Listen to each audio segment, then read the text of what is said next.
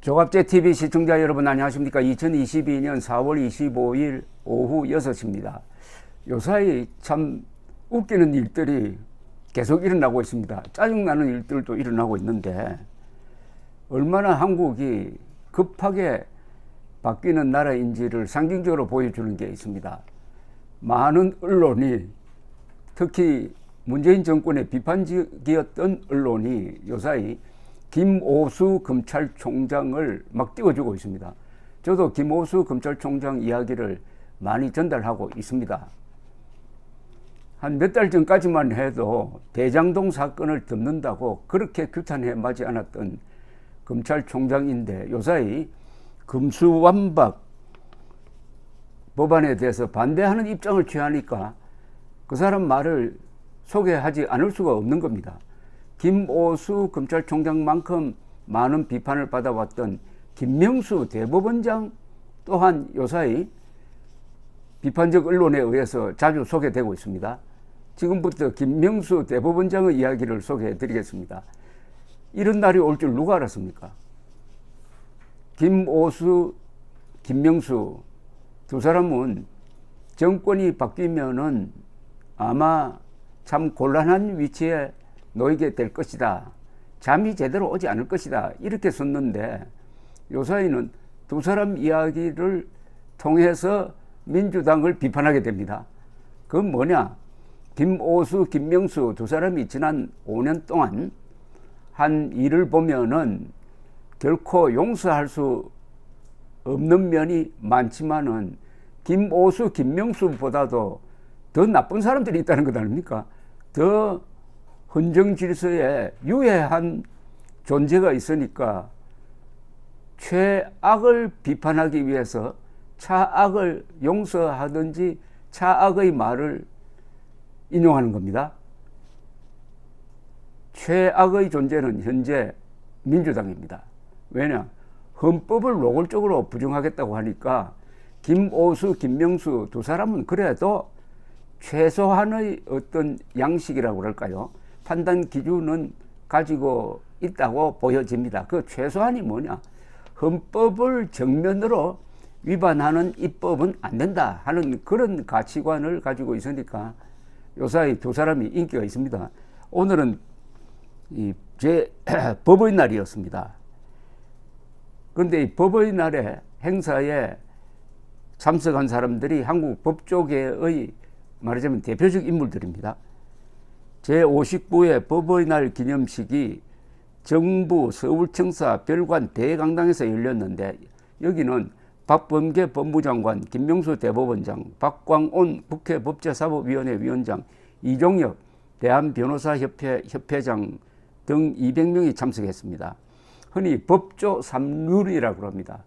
법조를 이끌어가는 세 바퀴가 있다는 거죠. 검찰, 법원, 변호사죠.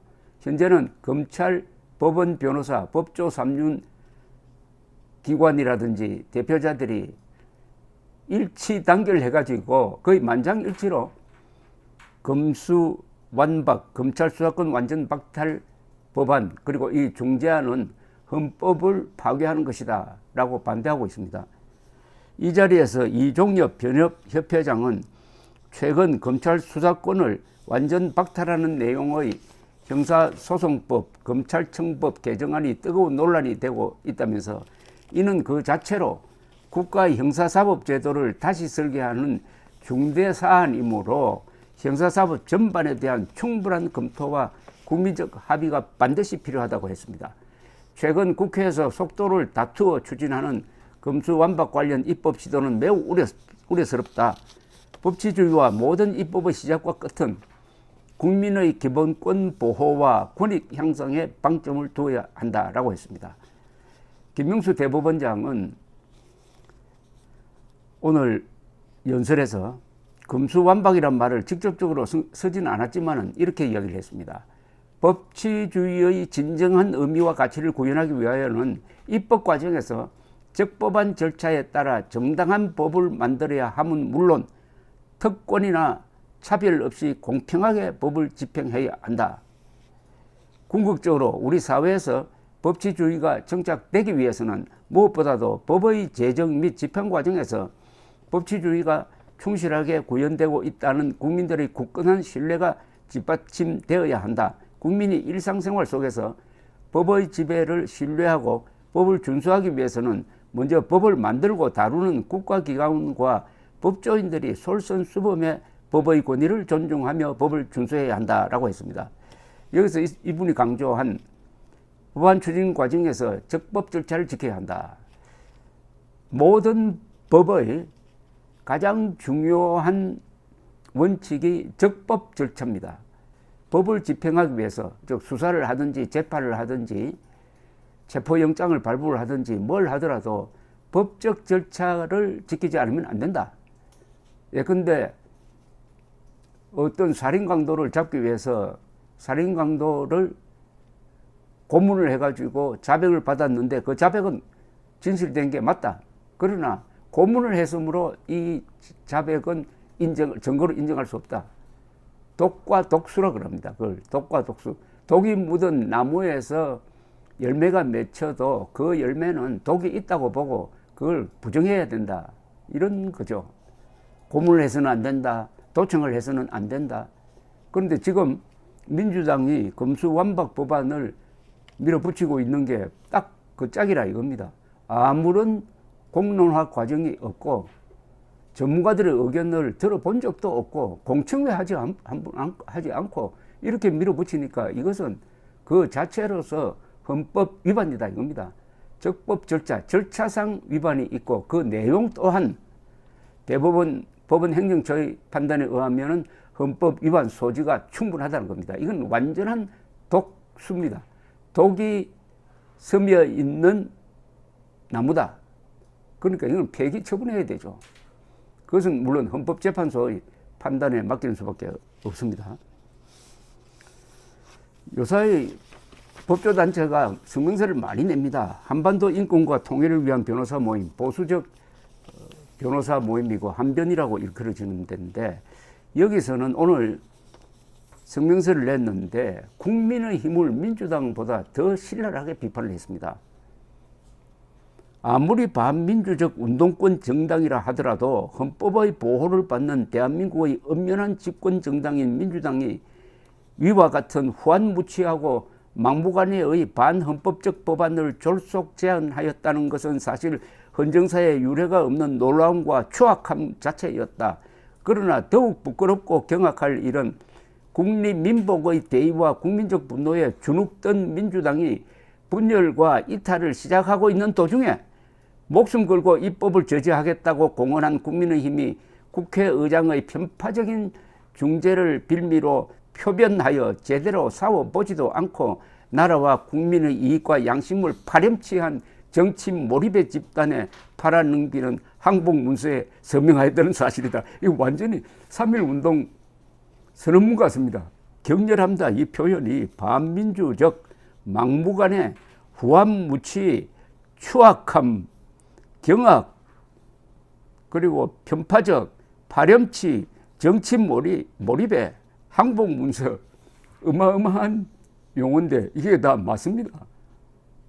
이런 아주 욕설에 가까운 말을 들어도 할 말이 없는 게 민주당이고 국민의힘이라는 겁니다. 여기 이 대목이 중요하죠.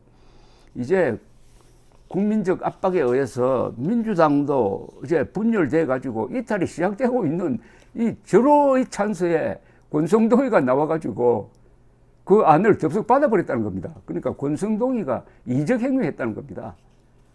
권성동이가 코너에 몰린 민주당을 살려주었다는 겁니다.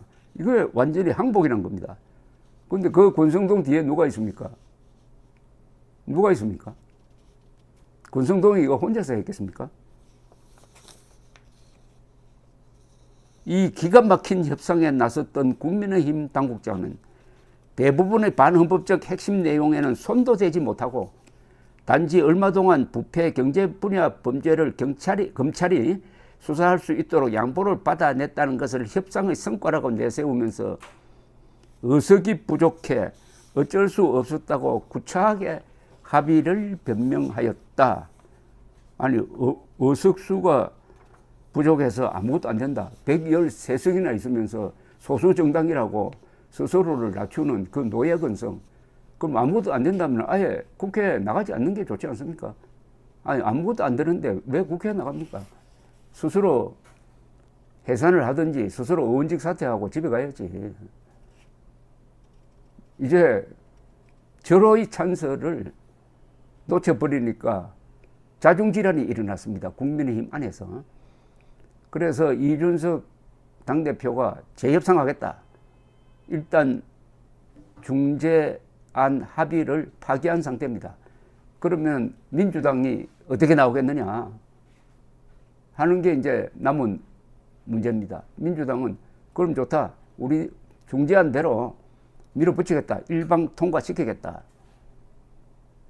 일방 통과된다고 하면은 그 뒤부터 완전히 새로운 국면이 벌어집니다.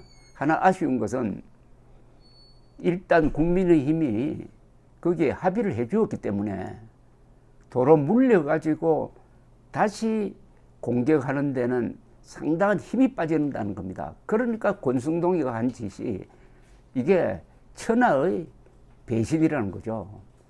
그러나 어떻게 하겠습니까? 그건 그거고 만약 민주당이 강행 통과시키면 그때부터는 온 국민들이 들고 일어나가지고 이것은 입법 쿠데타다. 이것은 일종의 국헌문란이다.